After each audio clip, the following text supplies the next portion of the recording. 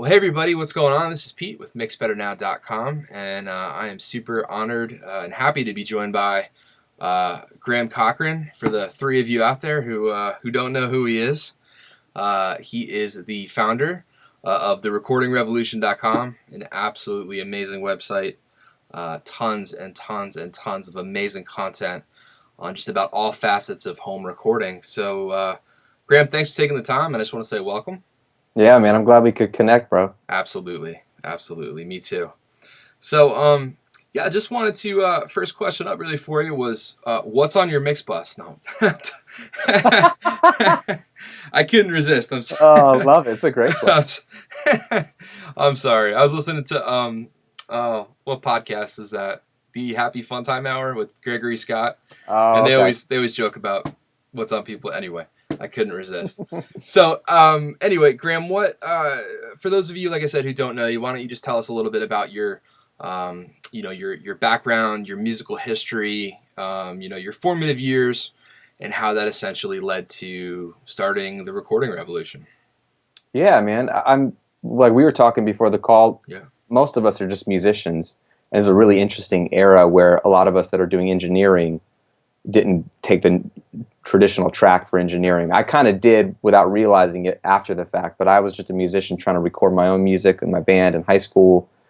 And it was just the age-old, you got some money as a band, you sink it into studio time, and you calculating how many hours you can get, and then is that enough to do the songs or to do them well, or are we going to be rushed? And then you could say, well, how much does recording equipment cost? And back in the mid-'90s, there was at least some options, but it was nothing like the amazing bounty that we have today of choice and affordability. So we bought an 8-track Korg hard disk recorder, and we had some SM58s that we used in our practice space, and we just started fiddling with that thing. And it was my first experience multi-track recording. Sure. And just all of a sudden, like the light bulb went on, like, oh, there's endless things you can do with this. This is incredible. So that led me to fiddling with software recording. I think I had Cakewalk Guitar Tracks Pro on my Dell PC, and then when I went to college, I realized you could study audio engineering, and so I wanted to do that. Did that for 4 years, loved it. Got to play in big studios there, meet some cool people, learn some stuff, both good and bad, and then interned at a big studio, like this amazing $5 million studio in Central Virginia. Just got to get my hands on all kinds of cool stuff, and then also just witnessed like real sessions with like real artists and like the real behind the scenes of like, it's not fun and games, it's like stress. Like, like the console, something isn't patched right and the guitar player's losing his mojo and getting irritated, and the head engineer's like yelling at the interns, and we're all just like scrambling. And I realized I don't like this at all. This isn't what I thought music was. Like the gear is cool, the studio's phenomenal, the bands are great, but it's just a job. Like, Sure. It's real life, I guess. So I just decided, you know what? I love music and I love recording and I want it to be a part of my life, but I don't want it to turn into that. Right. Plus, even if I got the job I was vying for with all the other interns, like the gladiator ring of battling for the one first engineer spot, even if I was the one that survived and got the job, the pay was horrible, which I was okay with, but the hours were horrible. I was a newly married man. I was like, this is never going to work, right? It doesn't make sense with the life I want to have and have a family. So I gave up that dream, I thought, and decided to just freelance. And that, to me, that was a natural fit. I was always freelancing in college. Like, I always had my little inbox and Pro Tools, and I'd record friends and record demos or record recitals for people. So for me, and I was already charging it in college. Like, so to me, it was like, I may not have a big studio, but I could always freelance. Sure. And I did nights, weekends, and it was just fun having people over at the apartment, recording them. And I just assumed that's what my life would be in terms of music and recording. And all of that led to eventually the recording revolution by bad luck, timing of the I moved to a new state for a job during the middle of the recession, and then the company folded. Oh, wow. And and I started, my wife, she basically told me to start blogging because I was always, at the time, I was always telling all my friends who are musicians the same. They knew I had recorded forever, like, Graham, what gear do I need to buy? They didn't want to get on Gear Sluts any more than I wanted to. Yeah. Ask the general populace, what do I need to record? Because you get the mean responses, you get Yeah. the misinformed responses, you get the encouraging responses too. But it takes forever, even if you got the right information. So they would say, "Oh, I know Graham. Graham, what do I need to buy? Yeah. And how do I use it?" They just wanted to get right to the point. And so I was always having them over for dinner or jumping on calls and telling them the same thing, to the point that my wife could tell them, she could tell you what she's like. You need a USB audio interface, channel, $100 condenser microphone, Pro Tools LE is free if you get it with an inbox. You know, she could tell you everything you needed. And she was like, you just need to stop having the same conversations and just put it up there on the internet, and then you can just send your friends to that link. So that was literally the only idea for the recording revolution was, okay, I'll write like a couple of articles and like put it up there. But I don't, instead of just making like, somebody asked me, why didn't you just make like a document? Like, why did you make a blog? And the reason was because I was trying to get more freelance work too. I thought, okay, I can help my friends out and also maybe get some interest. People might see my blog and they would hire me to mix. That's all I wanted the recording revolution to be. But I think God had a different plan, because I didn't get much freelance work from it. I was still working with all my contacts before. But what I was getting was people like, oh, can you do a video on this? Or could you write about this? Or can you review this? Or what are your thoughts on this? And I just kept making content, and a buzz started to grow. It was like I was kind of following it, but I was always trying to keep it like this little side thing. Sure. Like, just stay where I want you to be. I Yeah. want to freelance, and I want to get more clients. And I did get more clients, but at the same time, the recording revolution just took off in terms of popularity. So that just has spiraled out to where we are today, where I decided to take it more seriously. And okay, well, if I'm going to do this kind of video, I need to have this equipment or do this or whatever. So it's just become a humongous part of what I do every week. Yeah, that's very cool. It's funny that you were saying how your wife could recite all that stuff. I actually went. I mean, I've been reading the Recording Revolution for probably ever since its inception, and that was 2009, right? You think you started? Yeah. And last night I went back to your very first couple blog posts, and I was it was a 2-part challenge, something about $500 in the studio. You know, what does it take to actually get going and get recording? And you know, but they're brilliant, and it's absolutely spot on, because correct me if I'm wrong, but from what I understand, part of what, you know, the recording revolution is to you and in general is that all of these things, you know, today are now possible to do at home. You know, that is part of this revolution that we're in, with all these things being affordable, you know, easily attainable. And, you know, it's a really exciting time, I think, to be a musician and to be making music, you know. 100%. That's why I named it the Recording Revolution. Yeah. That's the way I would describe it to my friends. So the name was even just like, I'm going to name it something like the Recording Revolution, because that's the vibe of what it's supposed to be about. And then my wife was like, "Well, just call it that." I was like, okay. I thought it was a dumb name, but like that. But it was the heart behind what I wanted this website to be. Was I don't just want tips and tricks on this website. I don't want to just teach people. I want people to get, if they follow my site for even one moment, I want them to walk away understanding that they are born in an amazing time, and that there are no more excuses to do whatever it is you want to do. And I want it to be an empowering website that's like, it breaks down all the stupidity and the myths that still circle around, because there's just some people that have bought expensive equipment and they're irritated by the fact that things are cheaper these days. And it's nothing to shame people that have expensive equipment. I've bought nicer equipment over the years too, but I don't need that. Right. It's fun, but the point is you used to need a lot, and it used to cost a lot. Sure. And because computers and components changed, and the beauty of capitalism, meaning there's so much competition that it's driving prices down, like, it's just an amazing time to make music. So now it's not reserved for just the people that have money, or just the people that have access to a studio, or just the people that get a recording deal so then they can have access to a studio. Anybody that has a good song, has some talent, has an opportunity to record it well, mix it professionally on their own, and then distribute it because of the internet to their fans directly. Like, it is an insane time to be making music. So if you like making music, you should have a big old smile on your face. Yeah. This day and age, because it's the best time to be alive doing it.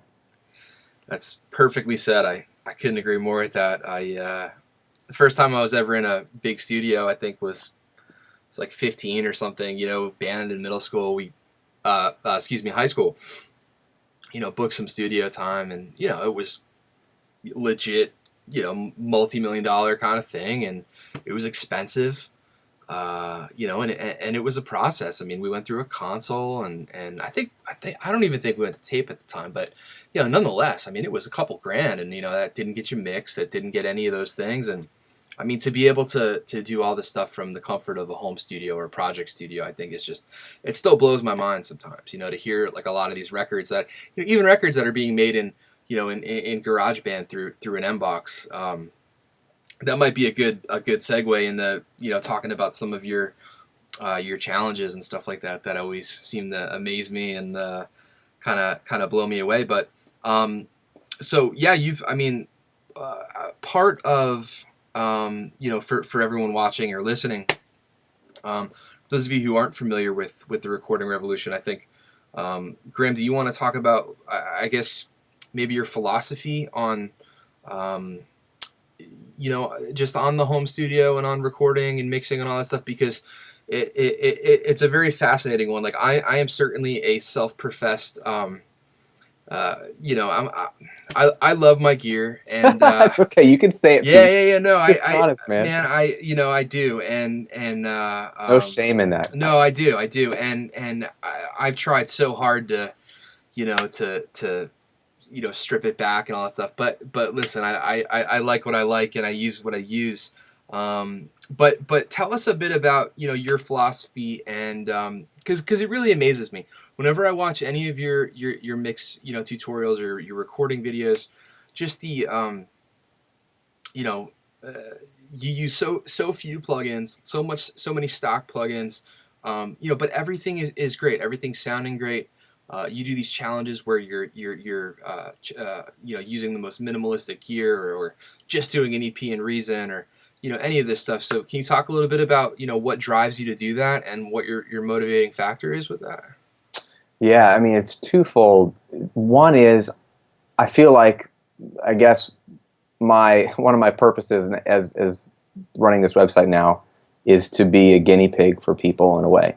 I want to show them what's possible, to prove a point, so that not that they just watch some cool videos and go, wow, that's amazing what he did. I want them to be like, okay, I've got a much nicer setup than that. I can do this. I don't want everyone to just sell everything and just only buy a $300 studio, even though I did an entire challenge with just $300 literally of gear, including the mic stand. I want to show people what's possible. So I'm the guinea pig. So I'll do crazy stuff just to prove a point and get people talking. And I think it's good. I think it's good to challenge the notions of why we buy gear, because I think there's a message that's dominant out there. At least it was when I was growing up, because my recordings were bad, just like anybody that starts out, they're bad because you're not good at it yet. And I was looking for answers, and all I found online, and seemingly subtly in the magazines I read, although they're not as overt about it, is it's just the gear. The gear is the missing links. It makes sense. Okay, I've got cheap equipment. The pros have expensive equipment. That makes sense. So I bought more expensive stuff, and I bought more expensive plugins, and I did everything that I was supposed to do, until I realized that I still sucked. My recordings still were bad, and that's disheartening. And so I was like, then I had to come to the fact that realizing that I'm the bottleneck. Sure. I'm just not good yet. It doesn't matter if I have expensive third-party plugins or cheap plugins.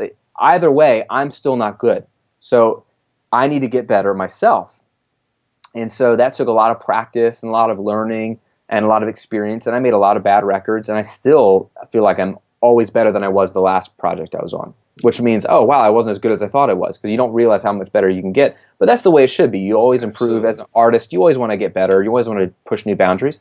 So I do these challenges to just get people to have that internal conversation of, maybe it's not the gear.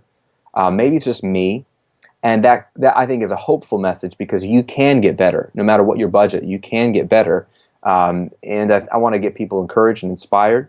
But then also, bro, I just am a weirdo, and I like challenges, because I also know that they force me to get off my butt and get to work. And it forces me to see if what I believe is actually true. And I just love, I love limitations, like boundaries. Like if you said, just make any kind of music on any kind of gear, it's just too overwhelming to me. But if I say, okay, well, I'll only use Reason, which is a DAW I had never used before, and it still confuses me to this day. I did a whole EP and it still confuses me. Only use Reason, and then only use a $69 microphone and a $200 USB interface, and do it all on headphones, so no monitors, and you can't mix it in your studio. You got to mix it in Starbucks. That's what I did for this one challenge. To me, that's like super weird and super fun, because it's like, okay, like those are my parameters. Now let me go make a record with that. Because otherwise it's kind of boring to me. Like if I can use any piece of gear and write anything, it's just like, no.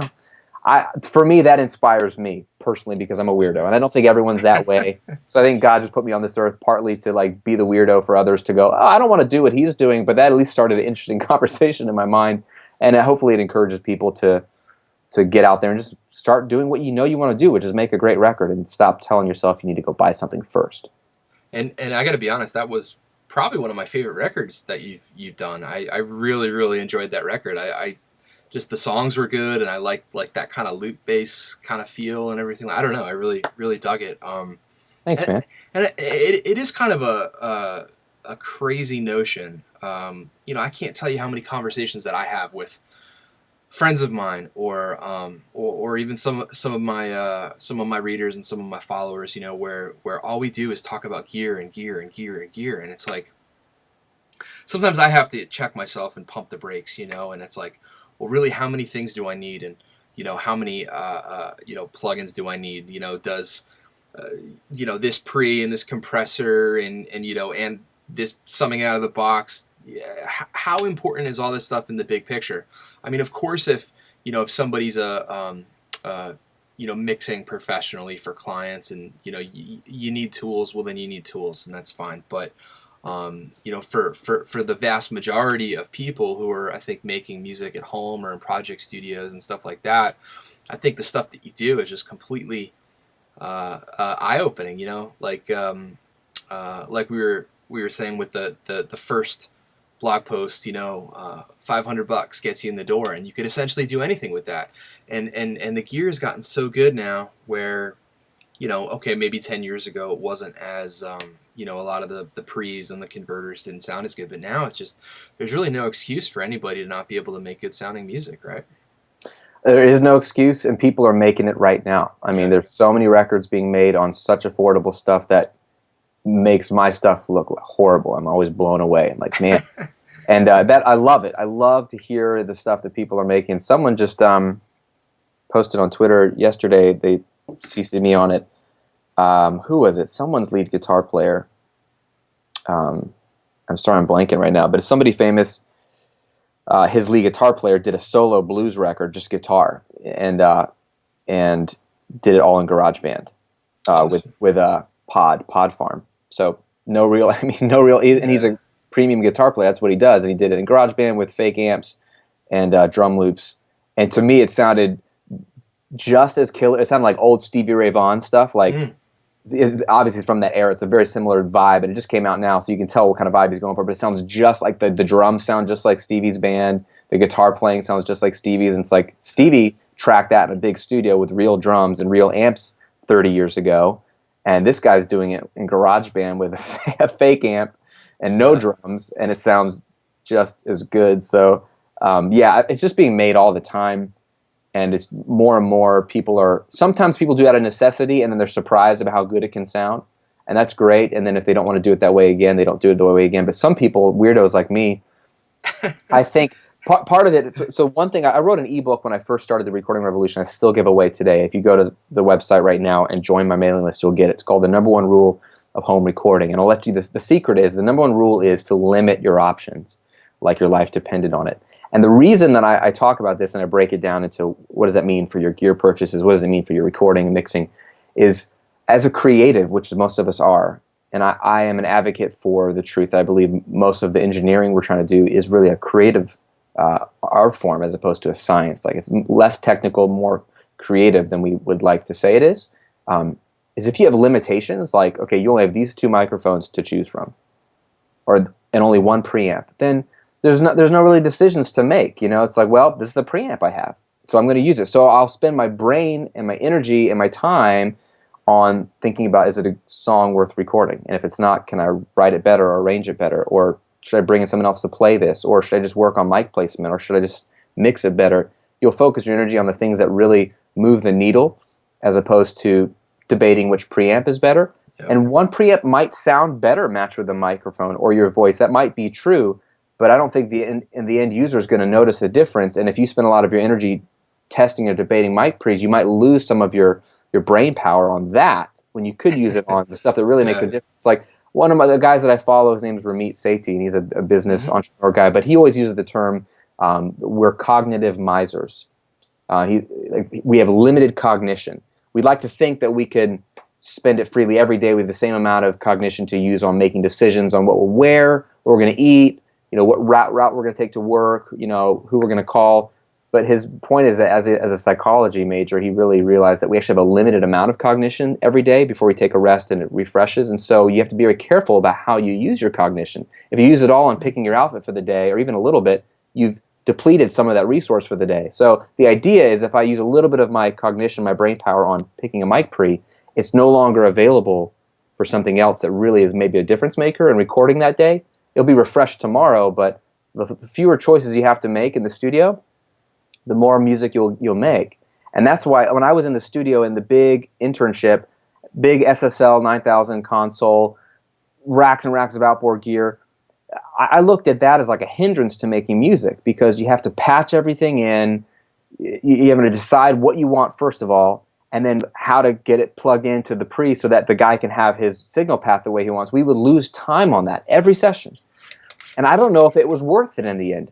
And to me, I looked at my simple studio when I would go back to my dorm room or my apartment as like an inbox with USB right to my laptop. And I was like, that is beautiful to me, because I take my mic, plug it in, Armor Track and Pro Tools, and that's all I have, and I'm ready to go. So I went from idea to recording with nothing else in between. And to me, that was more appealing. I like the simplicity of that, because I can focus on the music. So that gives you a sense of what I talk about on the Recording Revolution and why I go there, because I really believe that it will actually help people the most. I couldn't agree with more more of what you just said. It's the longer that I'm in this audio world, or whatever you want to call it, just the more I work in my studio and learn things. For a while, I hate to say it, but I was a little skeptical of some of the stuff that you were talking about, and then it's like, but you're absolutely right with a lot of those things. I mean, going from pre to pre to pre, as an example of something, 2% difference you're getting, but what's the big, the big things in the equation? The song, right? The performance of that song, right? How that performance is captured. Those are the things that I think make up that larger percentage of the end result, right? It's, not so much, oh man, what converters are you using, but it's, yeah, I think it's brilliant. And I know I get caught up in it too much. Oh man, what plugin am I going to use here, and da da da da, and listen, does it compress? Does it EQ? Does it whatever? And you just go and you run. Does it do what you need it to do? And I think that's brilliant, man. I really do. Let's talk a little bit about I guess talking about capturing stuff. I know one thing that you tend to talk about a lot on the Recording Revolution and preach, also over in Dueling Mixes with Joe is you guys talk about getting it right at the source. You want to touch on that a little bit, for folks that might not know what that is, or they might, Yeah. You want to just kind of quickly give them a little insight on why that's so important? Yeah, man. I'll just tell you the way I used to think about recording was, you need a microphone, and you just point it at the thing you want to record.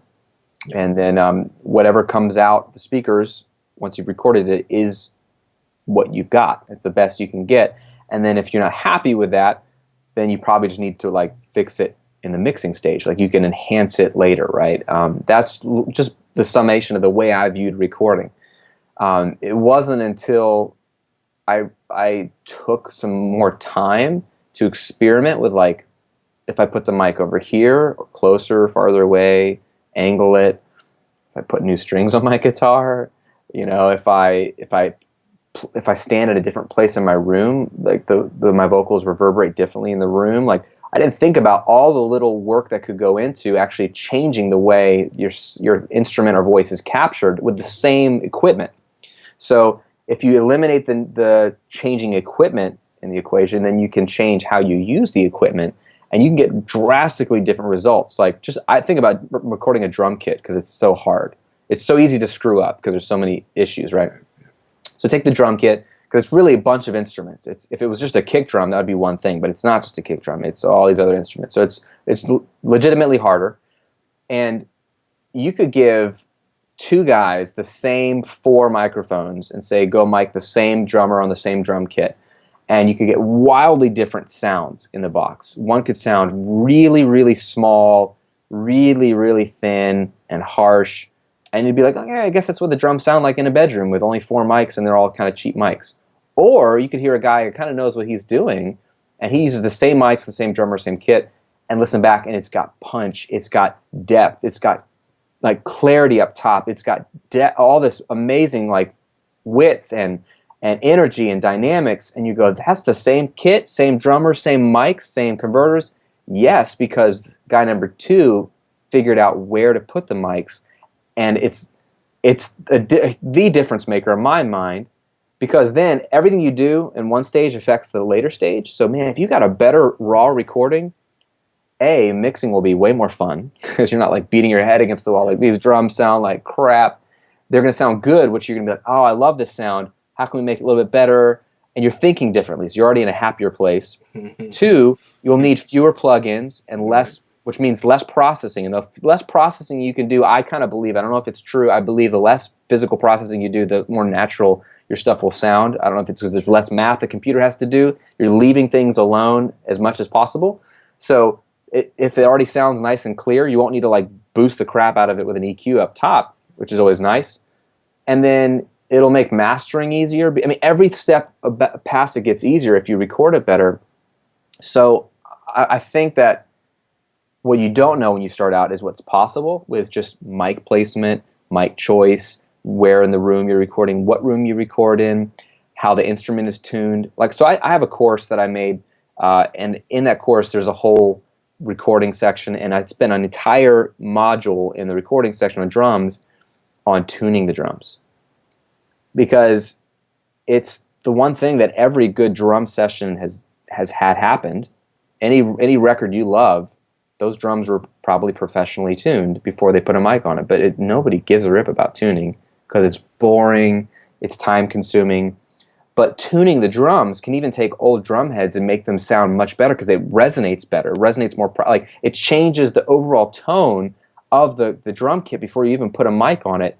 And so I want people to know the little things like that add up. You know, is your instrument in tune? If you're a singer, is your voice relaxed? Is it hydrated? And hydrating your voice, actually, it takes hours. Like, you got to be drinking water like 5 hours before you sing for your throat to actually hydrate. Like, that's the last thing in your body to hydrate is your vocal cords. So like, even understanding how to get your instrument like in the best shape possible can make or break what you actually capture. And when I got started, I just threw a mic on stuff and said, that's as good as it's going to get. And that's just not true. So and people, when they get this, like, let's take our Dueling Mixes members. We have Joe Gilder and I do this monthly membership site called Dueling Mixes, and we supply tracks every month for our members to mix. And what we love is when people see, like, sometimes we'll supply like really, really polished sounding tracks that were just recorded beautifully, you know, and sometimes they're like kind of normal sounding tracks, and we love the variety. But when our members like hear a track that, like, they hear our mixes and go, oh, that's cool, but then they pull up the raw tracks that we mixed from, and they go, that's basically how the raw tracks sound. They're like blown away at, like, wow, my raw tracks sound so crappy compared to these. No wonder it's hard for me to mix. Mm-hmm. This artist is starting from a really much better position with the raw tracks, and they realize a lot of the magic happened before mixing, and that's a great eye-opening experience for people. Absolutely, it's huge. I guess I was it was this past month. I think you put up some videos. It might have been dueling mixes, or it might have been something else, but I think it was something like you use the fewest amount of plugins that you've used on any session. I Mm-hmm. think you said, and yeah, it's I can completely confirm that when we do get those recordings, those sessions where everything is just recorded so well, it's almost like you're not fixing, you're mixing, and you're just almost like sweetening instead of doing surgery, and it's no fun doing surgery, right? I mean, that's not the artistic feeling that we get. That's not that liberating excitement. Editing the junk out of something isn't too fun, and yeah, it's that's definitely something that I'm gonna, I definitely want to echo that to everyone watching it, is that it's so important. um, even like you said, fresh guitar strings, changing your guitar pick, Mm-hmm. taking a microphone, and if you don't like the way it sounds, well, move it around until you do like the way it sounds. It's not rocket science, even though people, I think, sometimes try and make it out like it is. Although recording recording drums isn't the most fun and easy thing to do, but yeah, That's legitimately harder. Yeah. yeah. So, all right. I know that you, I guess a few years ago, you were over at Mix with the Masters, right? With Yeah, last year. it was last year. Okay, right Yeah. on. You studied under one of my favorite producers, mix engineers, Jakir King. Mm. I'm a huge James Bay fan, and I love Oh, yeah. that record that he mixed. And I think, did he produce that as well? I think I don't think he tracked that one. I think he just mixed it. he just mixed it. Yeah. Yeah. But sounds fantastic. Can you kind of talk a little bit about your experience doing that, and maybe like one or two things that you really took away from your experience with Jakir? Oh, yeah. It was, first of all, it's a great experience. If you can ever go to Mix with the Masters, anybody that's watching this, it is worth every penny just as an experience. It's fun. It's an incredible week that you won't ever forget, because, I mean, they just feed you great French food. There's red wine flowing and fresh bread all Sounds day. terrible. Oh, And, who'd want to do that? and then you're in the studio hanging out with just other like-minded people. It's just fun, man. Like the Mhm. people, I wanted to go just to learn from Jakir, but you get to really know the other attendees, and there's like about 15 total, and you all geek out about the same thing, and so you're staying up till like midnight or 2 in the morning just talking about Yep.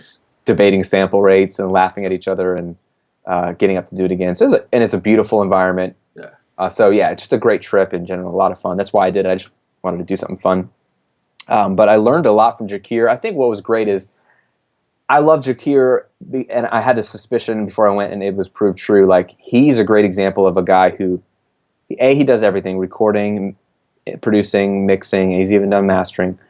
But he's a musician at heart. Like, he doesn't think like a technical person, and I think that's the best way to make recordings. I think actually those people that are not technical are the best engineers, because they'll grab a knob and they'll do technical things, but what's happening in their brain is very different than someone who's like, well, 4-to-1 ratio and blah, blah, blah, blah, blah.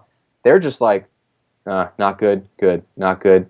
Just like a chef who doesn't have, he might have some go-to recipes, but he's like putting in a spice and tasting it going, no, it's just not right yet. Like, it all is up here. Yep. And so watching him, like, we recorded a guy, an artist who's a lot like James Bay, like a singer-songwriter guy in Britain that he was about to be working with. So they tested out a track with him, and he flew down to the mansion or whatever, the castle, and we recorded his You're song. in the castle? Yeah, Wow. basically it's this massive estate with a lawn. I mean, it's like a mini little castle. It's Wow. huge. It's courtyards. Yeah, it's insane. With a studio built out into it. Crazy. But just watching him interact with the talent, he was mostly focused on the song. He was like, okay, I heard your demo. I was really thinking the bridge, I like what you have, but it might make more sense to do this. It might have more impact if you do this. He's thinking about how the final mix will sound while he's producing in songwriting, like saying, well, to make that bridge like hit hard in the mix, we got to do something with actually the song. The song has to hit hard in the bridge. For the mix to hit hard, there's no mixing trick to make it hit hard. It's the song. And so just watch him like make some changes, and then even miking up a drum kit or a piano, or the acoustic guitar. Like for the acoustic guitar, he he put up a couple different mics and we did some like passes, and he was like, we were just listening to, he's like, oh, let's just listen to which mics like represent that guitar the way we like it. And he had maybe 2 or 3 choices, and they were all expensive, and 2 of the 3 just didn't, they sounded like poo. Is it because they're bad mics? No, they just weren't the right mic. And so that's the whole point. He's like, I don't know which mic is going to be the right mic, but what do we have? And we had to listen. So a lot of just listening. You're just kind of like taking notes. You're like, okay, that's kind of what I already know to do. Just listen. Okay, does it sound right? So it was really encouraging to see him just fiddle and try things until he got a good sound. And when we got to mixing, what we were listening back to was just an already great sounding track. And we had seen the whole process and been like, yeah, it is what it is. There's no magic here. So that was really cool to see, I think. 1, it just was all in his head. And then 2, he did really as little as possible. He's like, dude, I try to use as few plugins as possible. I was so surprised. Like, he did a lot in parallel processing. He would just like put some processing on the mix bus. He tried to literally touch as few tracks as possible. He was like, I don't want to touch it unless I really feel like there's a problem. Because he felt like the more he put on the mix, the worse it would become. He was very intentional about that, like just like trying to sit on his hands as much as he could and force himself not to do much. That was interesting to watch. Like, we have a meme that we created in our little private Facebook group of that class that was there. When we got back home after it was over, someone did a meme of my mixes before Jakir, and it had like all their plugins like opened up, and it said my mixes after Jakir, and all it had was a big polarity sign. So all he like no plugins. All he did was like flip the polarity of every track and like he did a lot with phase, and that blew me away to see how much he'd take the lead vocal, just flip it in and out of phase. Really? It's not like it was, potentially out of phase with another microphone. It was just, does it sound better flipped or not? And some things just sounded better flipped versus not. And it wasn't even like phase coherence with other mics. It was just interesting to see. He did it on every track. So most of his sound came from balancing, phase flipping, minimal EQ and compression, and then a lot of automation. He did a lot of like writing. He touched everything. That was interesting to watch too. And it was like little things. He would just like touch every instrument just so he could get his hands on it and put some humanness to it. And it was so subtle. It wasn't like anything earth-shattering, but it all kind of added up to like a little more vibe. I actually saw Jakir. There's a video on if people go on YouTube, it's on Sound YouTube's their YouTube channel, and it's actually Jakir talking about mixing a few of the songs off the James Bay record, and I think he's in one of the rooms in Blackbird, and I don't know if that's where he works out of. I don't know. Historically, he's moving away from that. He's built out a new studio. So maybe that was his room or something like that. But probably. So he's in there, and I thought this was great. Sitting at his computer, pulls up the sessions, and so he takes everything off of the track. So like there's like no plugins, all the rough, raw audio, and he's going through and just kind of mixing, like showing, I guess, what he did, when he mixed the record. And so I'm watching him, and it was brilliant. I mean, here's a guy with, he had this big Neve sidecar over here, and he had all this outboard gear behind him and crazy stuff. And what does he do? All right, he's in Pro Tools, so EQ3. And then he's going through the drums. He's on the kick drum, snare drum, and he goes and grabs. He's like, yeah, I really want to use an 1176 on there. So what does he grab? He grabs the Bomb Factory, 76. And I'm just like, that's great, man. Like, it's just so refreshing to see pros, right? I mean, has he won a Grammy? Yeah. Oh yeah. Yeah, great. Yeah, he with the Kings of Leon, right? Record. Yeah. A Grammy-winning guy, mix engineer, brilliant man. Doing very simple moves. Using stock plugins.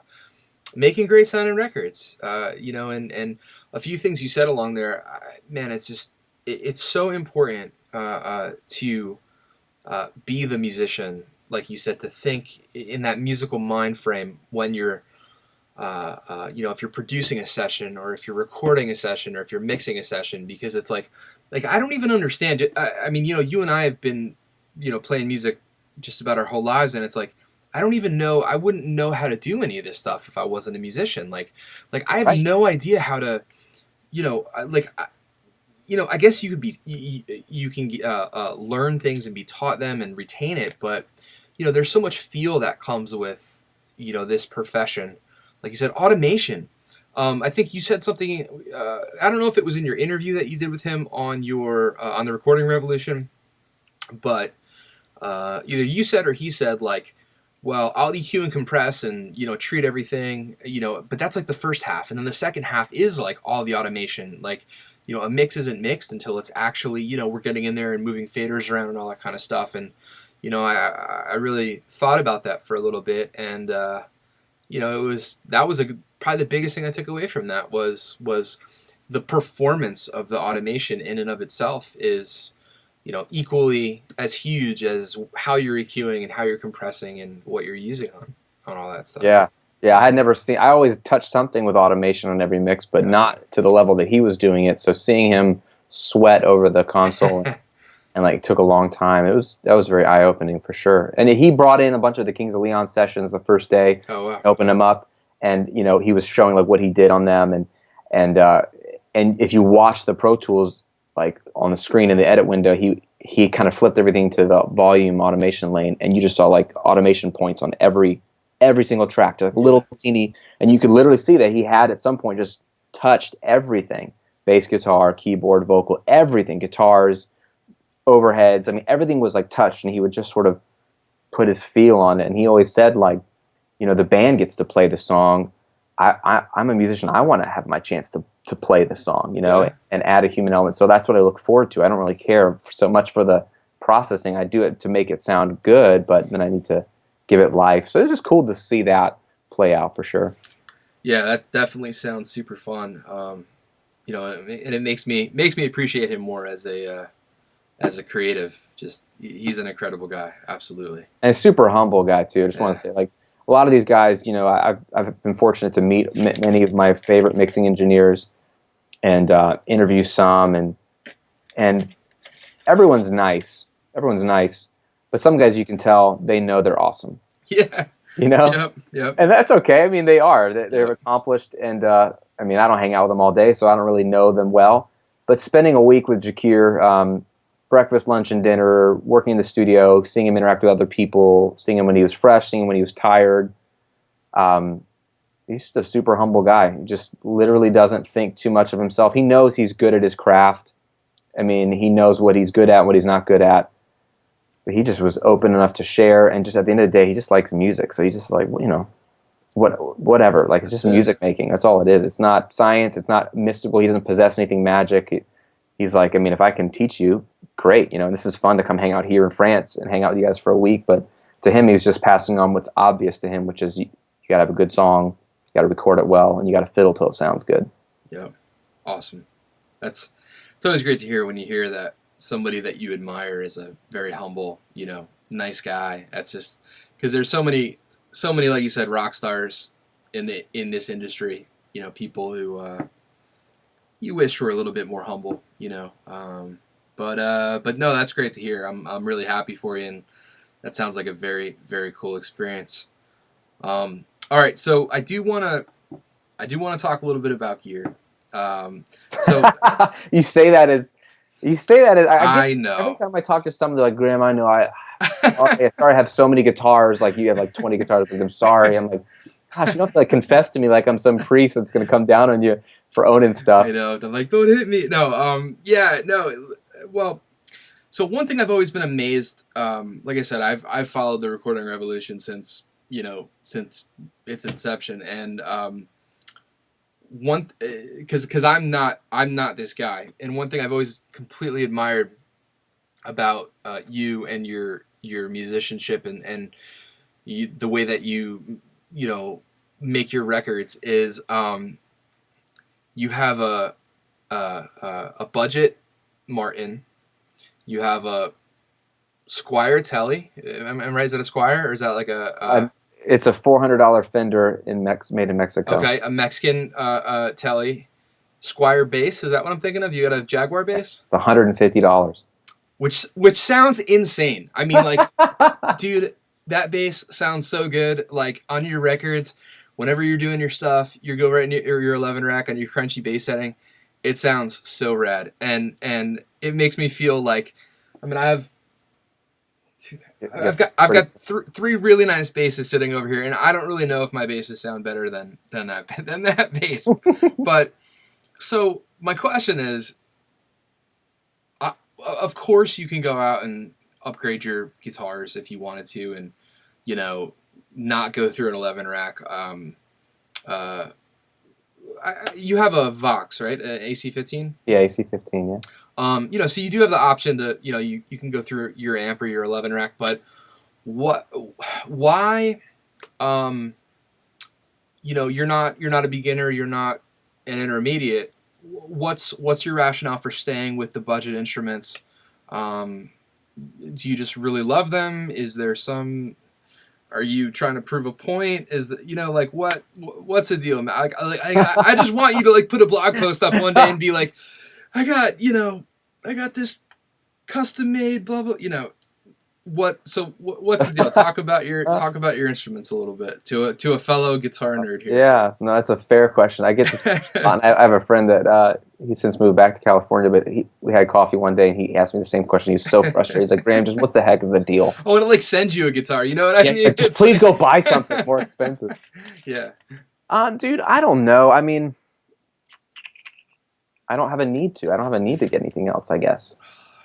But again, I'm a weirdo, man. I don't want to I don't want to like pass judgment on people or make them feel uncomfortable, and I know I do without trying, because like, well, okay, well, I feel bad having my $1,500 telly. Like I would love another telly. I just every time like sometimes I'll get on Sweetwater and I'll just look through the guitars. Because dude, I feel so blessed. I'm at a point now where I could buy any guitar I want, and I could not have said that 9 years ago. 5 years ago. Like God's really blessed my business, and it's not something I expected. So I always expected to have a budget, guitar, but that over time I could save up, and anybody can save up. Like high schoolers can save up and buy a good guitar if you work your butt off and save your money. Sure. It's not that any guitars are out of reach, but now I'm at a point where it would be like no big deal financially for me to go buy an expensive guitar, and that's kind of cool to have that option. But every time I like start to look at guitars, I'm like, I don't have any holier than thou like realization of like, well, how many starving kids could I feed with this money? It's not like I stop myself. I just go, maybe another day. I don't need it. If I gigged out all the time, if I played regularly, I mean, I play every week with my band at church, but like if I played more than that, or I could maybe see like, well, I want to have a couple different guitars for different tones. Like I'd go buy another Les Paul. I would go buy, like even my telly's not a single coil, it's got the P90s in it, so I would get something that's a different tone. I have a couple of varieties, because I could justify it, because I would know I would use it, but I know that I wouldn't really use much more. Again, I don't like lots of choices. I sold a couple of preamps last month, put them on eBay that I wasn't using anymore. Like if I'm not using it, I just sell it, because I hate having gear that's sitting there that I know is awesome, and I could be using, or someone else could be using. And if I'm not using it, I just feel like a weirdo. So it's not that I even want the cash. I just want to get it out of my room. I just like to have a very minimal effect. Like I delete plugins. There's people like at the Recording Revolution, where it is now, I get emails every week, multiple ones from manufacturers that want to send me free stuff, which would have been my dream 10 years ago, to have like people want to send me free stuff. There's usually like hey, can you review this? Sure. Like you have a big audience, and so that's kind of the stipulation. And I don't accept it, because I don't play that game. I don't just take stuff so I can get it for free and then review it, which is, people do that all the time, and that's their prerogative. But I know that my audience will go out and buy whatever I suggest, so I want to make sure it's something I actually like and think is a good fit at different price ranges. I usually don't go expensive stuff, because that's not my deal and it's not really my audience. Right. But I've recommended things that are $50. I recommended things that are $1,000. I mean, anywhere in between. But I recently had a nice audio interface that I loved. It sounded great. I was testing out, and I got rid of it, because I didn't like it any more than my more affordable interface. And some of it was actually more complex and confusing and frustrating to me. I didn't really like the interface, like the software component. And I just, since it wasn't going to be used, I didn't want to just like hold on to it just because it was nice. I just got rid of it. That's just kind of the way I am. So I only need one electric guitar. I need one bass. And I bought that bass like as a temporary solution. I'm just a weirdo. Remember that I'm a No, weirdo. I love it, man. It's so refreshing because I'm the exact opposite. So I love hearing this. This is great. So I bought that Squire bass because I needed one real quick and it was cheap and it looked cool. I had no idea if it sounded good. Yeah. And I was like, oh, this thing is awesome. Oh, and I liked that it was a shorter neck. You didn't even play it? Oh, I hadn't even played it. No, just add to cart, Wow. $150. If I'm wrong, so what? And I've used it on so many records. It sounds so good. So it does sound good. I can attest to that. Yeah, it does. That's awesome. That's why, man. There's no real reason behind it. I get judged by my friends like, Graham, please buy another guitar. Well, I'll tell you what, man. I next time I'm in Florida, we're gonna go guitar shopping or something because it's I don't know. But hey, fair enough. I totally agree with if you don't use it, it's almost pointless to have that stuff sitting around. I don't know if scarily is a word, but scarily I do actually. I play everything I have, and I just like to have colors and options and stuff like for what I do and when I do it. But no, it's just I've always just completely been like, that's amazing that you just one acoustic, one electric, one bass. I mean, but it works. I mean, your records are great, and you can't argue with that. So if that's not inspiration to anybody watching, that they can't do it, then I don't know what is. So. Well, yeah, just to your point, man. Like, let's take your guitars for example, because everyone has their own thing. Like, if you use them and enjoy them, by gosh, like keep them. Yeah. Or if you will use it and enjoy it, then spend the money. There's no like holier than thou. Like buying cheap stuff is the better way, or you should feel shameful for owning lots of stuff. I'm trying to think. I mean, it's like, okay, I don't consider myself a professional musician because I don't make my living playing, like gigging out. If I did as a guitar player, I'd probably own more guitars.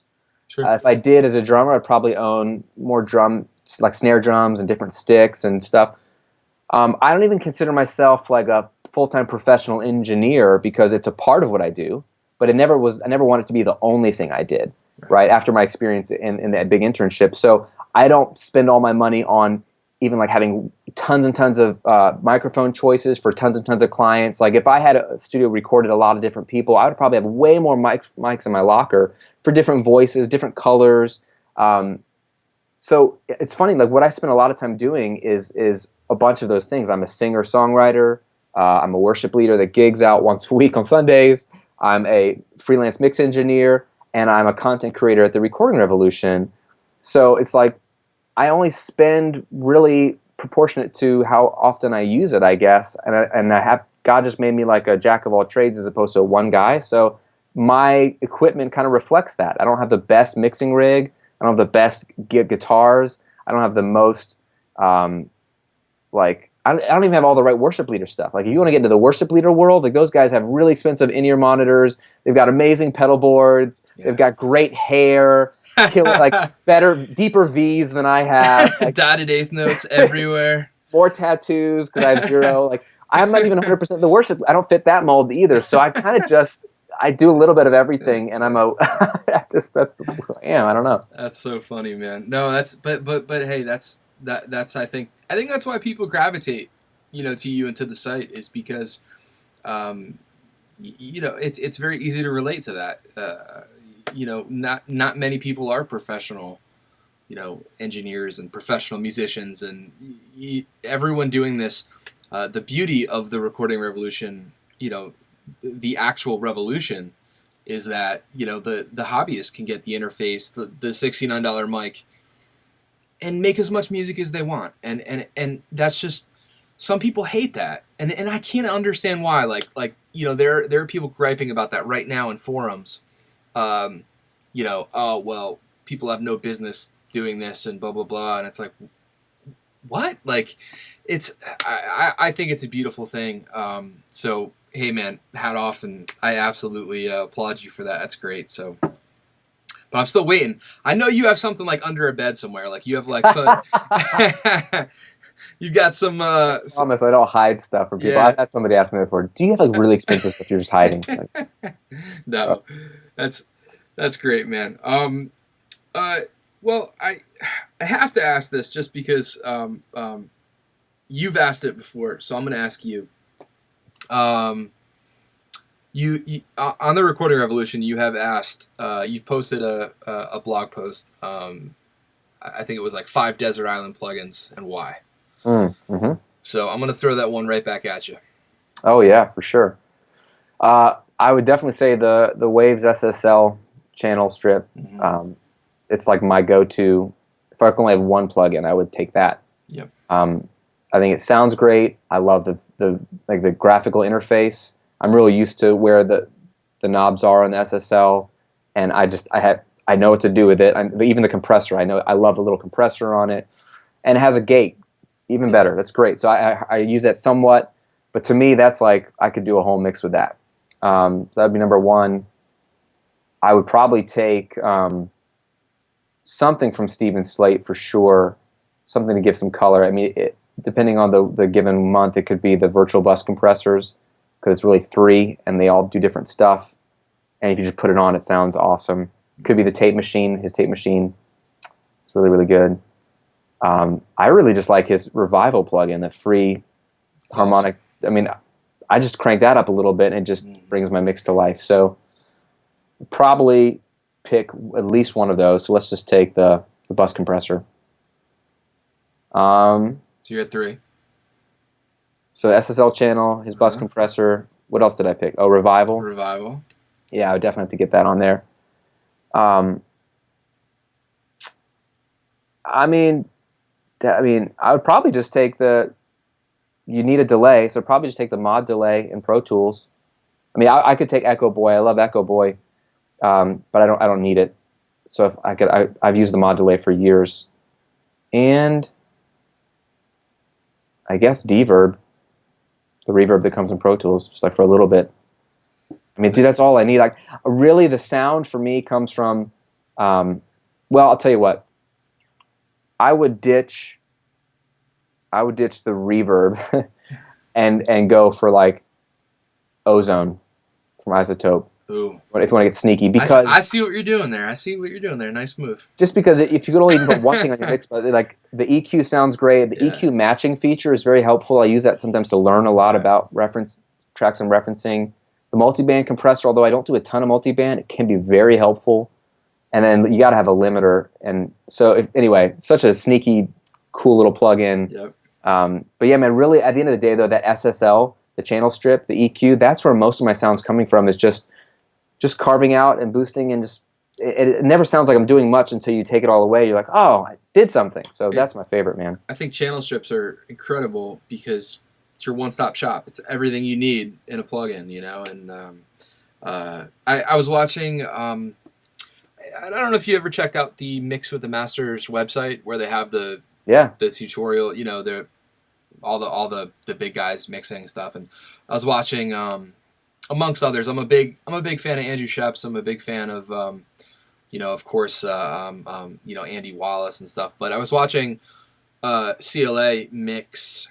He did a mix deconstruction on the SSL on his console, and then he did the same song, the same session in Pro Tools in the box. And it was amazing watching him mix because, I mean, every channel was basically an SSL channel strip. I mean, and that's just what he's used to using. That's what he uses. He gets his sound from that. And you know, if it's good enough for him and he can do that, I think that's case in point for anybody. I mean, even if they're in Pro Tools and they use the channel strip in Pro Tools, I mean, I think that's a great plugin as well. Yeah, because it's modeled after the Euphonics System 5 console, and it sounds great. Oh, is it? Yeah. Yeah, I've done a whole mix with just that also. Yeah. Yeah, channel strips are where it's at, man. That's a good call. I highly agree with that. Last kind of gear related thing here. I guess I'll throw at you, and then I'll let you get going soon. But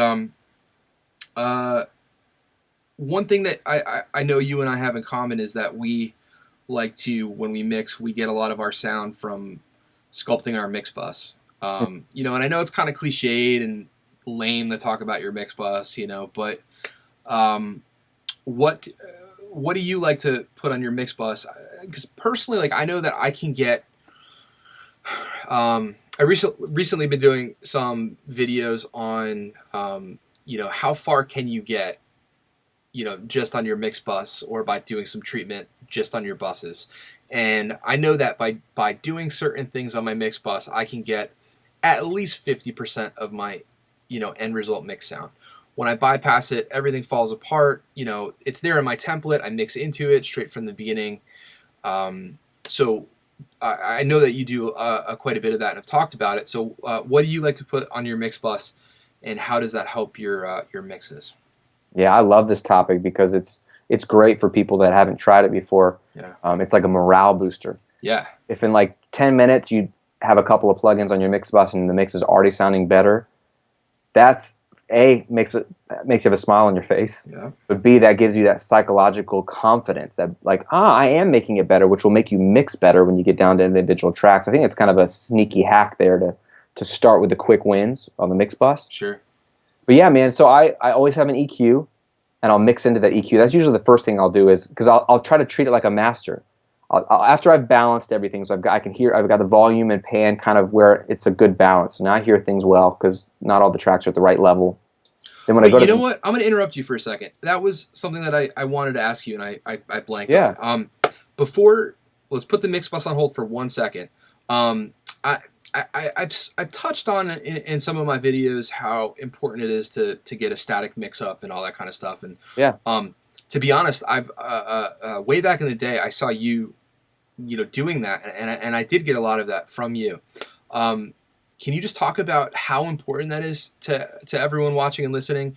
I know because I kind of looked over it for a while. Oh, it's not that important.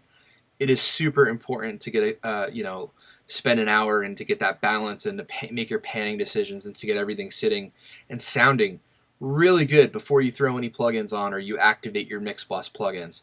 Do you want to just run with that for a second? Oh man, yeah, glad you brought it up. This is the easiest thing you could do to make your mix better, and it's the biggest mistake to avoid. At its core, mixing is just balancing, right? So you have a bunch of individual tracks. We know this, that they all have their separate volume control and pan control, which is cool. So you can manipulate just the kick drum or just that random guitar. And so our job at the end of the day is just make sure you can hear everything and make sure it sounds cool. So what better tool to use than just simple volume and then pan? So like, are you hearing enough snare drum? If not, just turn up the snare drum. Are you hearing too much bass guitar? Just turn it down. And people understand that concept. I understood that concept. It's very basic. But what we don't know is that like why when we jump to the plugins and we're EQing and I can't hear enough of this or I can't hear enough or the bass isn't fat enough, that's usually what I would find. My low end wasn't big enough. I'm trying to boost the crap out of the low end. Well, it turns out the bass is just too quiet. Yeah. I just needed to just turn the bass up 3 dB and then you perceive more of the low end. It's like the simplest thing. I just, oh, that's pretty much a good place for the bass, but was it the best place for the bass? And you may not even need a plug-in later on, or maybe no boosting or whatever. So yeah, I will spend an hour probably these days, typically, just playing with volume and trying to build a mix and trying different things. And okay, let's go into that bridge. What would the bridge sound like if this guitar were panned over here versus this, or louder or quieter? And when you experiment with the balance, the song can take on a different life of its own. That's the biggest impact to your mix, is the volume balance. Nothing else will change the mix more than that. Like, you can change the mix, but what you do with a volume fader is the biggest difference maker, I think. And I see this month in, month out. We have a sneak peek to this, Joe and I, with dueling mixes, and you guys do too, you're a member, is I will do a whole mix and think it's great, and then I'll listen to Joe's mix when it all goes up because we mix in isolation, and I'll instantly know if he did something better than me, and usually it's always just a volume thing.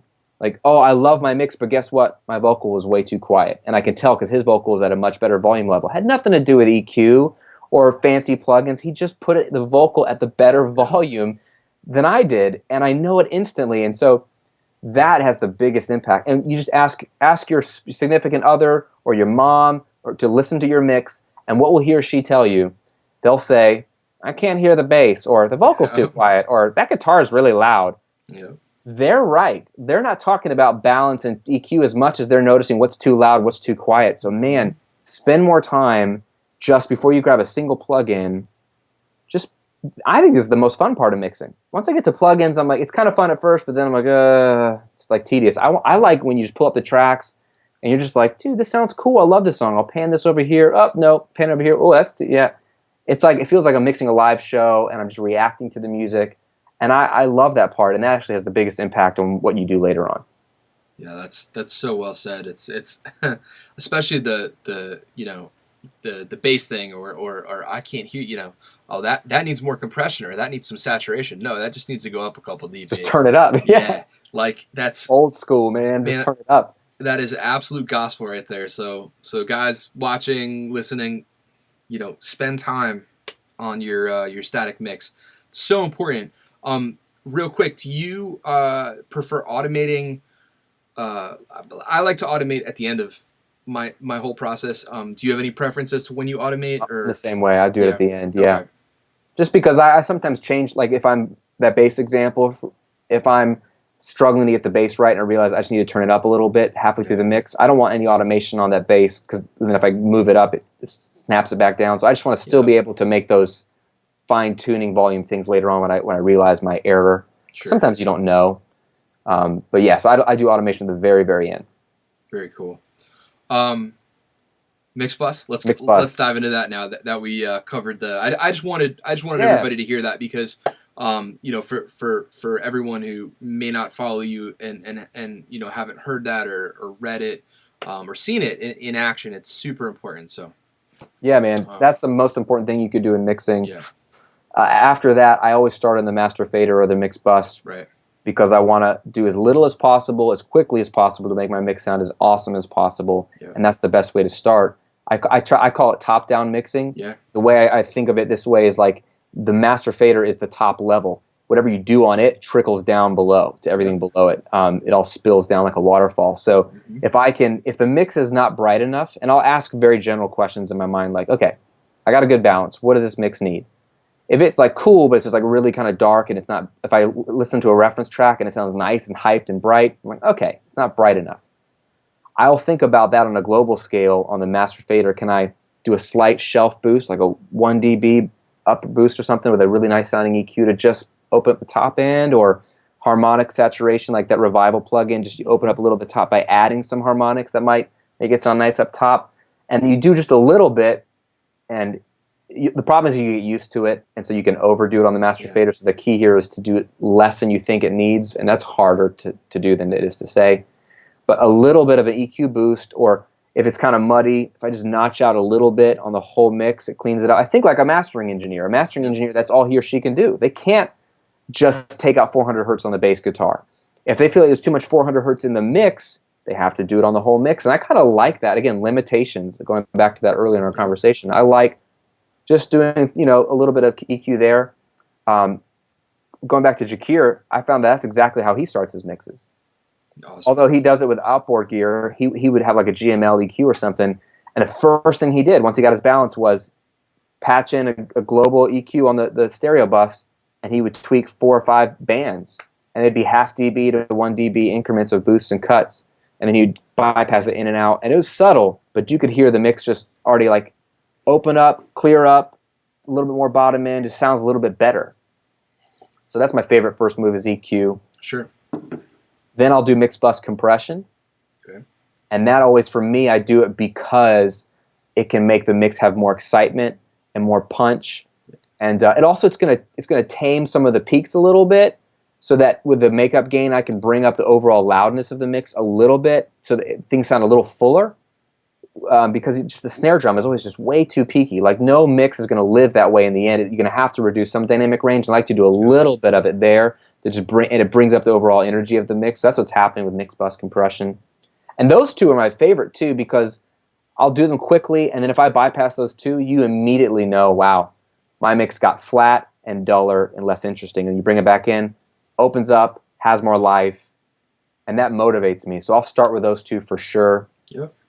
Those are a given on every mix. And then the take it or leave it would be tape saturation. Some songs I'll throw like a tape machine on there, plug in, and that'll really glue things together, or do something cool on the guitars on the edges. Sometimes multi-band compression. Sometimes something weird like the Greg Wells Mix-Centric plugin I've been playing with. How is that? I've never used that. Super cool. Yeah. It's really just doing EQ, saturation, and compression all in one. But you just dial in a little bit of that, and it just does more. And that's like a one knob deal? Yeah, it's just all you have is how much input, output, and one knob. So if you drive the input harder, it hits the compressor harder, so it does change the character of the compressor. But yeah, if you crank too much of it, it just overcooks the mix and it sounds silly. But a little bit of that sounds great. But my goal is to like make it sound like it's mixed without needing to touch the individual tracks. That's what's going on in my head.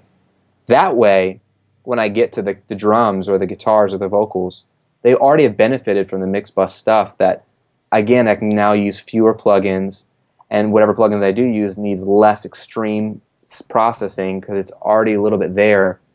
And I think that'll sound more natural, and it'll take less time, and I'll feel like I'm awesome the whole way because I've already got it sounding good quicker. So that's what I do and how I do it. Cool, man. Yeah. A lot of that resonates.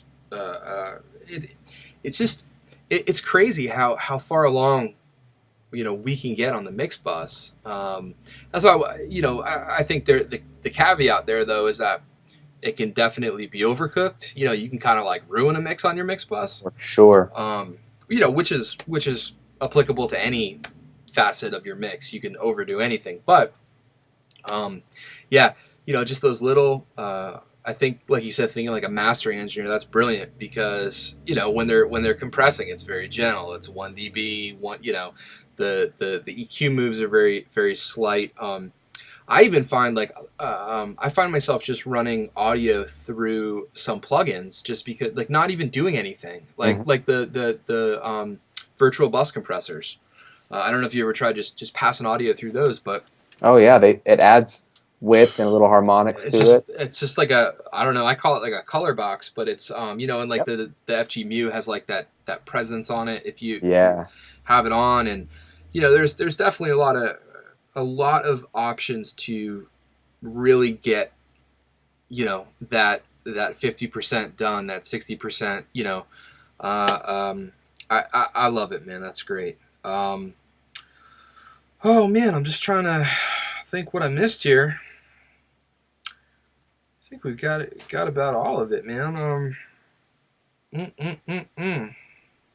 Anything that you want to add or throw out there, or because we've gotten about all my questions in there for you. What do you have? You have any fun and exciting things coming up for Recording Revolution subscribers or viewers? Or yeah, I mean, I'm starting as of this week finally writing my latest solo project EP of my own music. Awesome. So later in the year than I hoped, but I finally started the process. So the next couple of months will be probably a lot of content showing that. I want to just document stuff here and there that's helpful as a musician going through the same thing that people that follow my site are going through, like the songwriting process, recording, like what I'm going to be using to record, how I'm going to record it, how far I'm trying to take it. So yeah, there'll probably be lots of content related to that. I always just like to share as a personal example so they can kind of follow and go, okay, that's cool. Or I always get other people to join me if they want to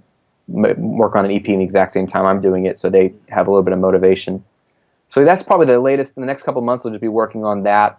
I got a couple of things that I'm teaching. I'm doing something in September with Pro Studio Live, which will be cool. Oh wow, yeah. Teaching a tutorial over there. So just a couple of other places that I'm creating some content. But that's the biggest thing right now. I've finished the first half of this year with the Recording Revolution was stuff I was working on that nobody saw. It's all back end stuff for my customers and my paid students, and so that was it's really good for them and really good in the end for me. But no glory in creating really cool stuff. There's a lot of work there. So I'm excited to get into the creative side of things. When you own a business, there's all the stuff that's important and valuable, but maybe not as fun to do. So that delayed the record making for me. So I'm excited to do that now. Do you have the songs written, or are you kind of in the writing stage right now? In the writing stage, yeah. I've written a couple songs this week and going to be doing some songwriting right after we get off this call, tweaking some stuff. So yeah, hopefully writing over the next couple of weeks, starting to record in August, mixing in September, releasing in October is the goal. So somewhere around there. Full band? Yeah, be full band. Okay. So yeah. Awesome. And that's you said a full length or EP? No, I just do EPs. Yeah, EP. Okay. I don't have the interest to do full lengths. Like Okay. it's just so much time. And even if I had that many songs, like I would I would resent myself having to mix 10 or more songs. Right. Yeah. So I just have a shorter attention span with that stuff. I like to document where I'm at every year. Yeah. So I committed to one EP a year instead of one full length every 2 years. Okay. So that way I can, if I have a different vibe, like you said, the EP I did last year was done all in Reason, all with drum loops. I wrote the songs differently, and I was fresh for me, and it's fun. So 4 or 5 songs of that, and it was satisfying. And then now I want to do something different. So yeah, I just work EPs. I'm sure we're all looking forward to hearing it. So I'm sure you'll keep us posted on the site. Yes, sir. So yeah, everybody go check Graham out at therecordingrevolution.com. What else you got going on? What's the Dueling Mixes website? That duelingmixes.com? Yep, duelingmixes.com. Right. And if people are new to what I'm doing, I would say join my email list right there, The Recording Revolution. Yeah. There's a video series that I send you called The Smart Start to Mixing. And this is really, really cool. This is stuff that took me years to realize I was doing wrong in terms of how you set up your software and your DAW when you're about to mix to actually make your software sound better, make your plugin sound better. So it's a simple little 60-minute mixing tutorial that I'll send you for free, as well as that ebook I was talking about, the #1 rule of home recording. Plus, I send my email subscribers exclusive stuff every week. I just emailed out this morning actually to my list about something I was doing with my songwriting process and my own personal challenges and stuff like that. So I try to encourage people and send exclusive videos and stuff. So if you like that kind of stuff, that's where my best content is. And you can always check out Dueling Mixes, of course. That's our membership thing we do every month. It's a lot of fun if you want practice and a cool community. I'll put a bunch of links in the show notes for everybody. And if you want to shoot me an email if you want me to include anything else, no problem. But yeah, so Graham, I can't say thank you enough. Really appreciate your time as always, and I'm sure everybody watching feels the same. Wish you all the best in the future, and we'll talk soon. Okay? Yes, sir. Thanks, man. Have a great day.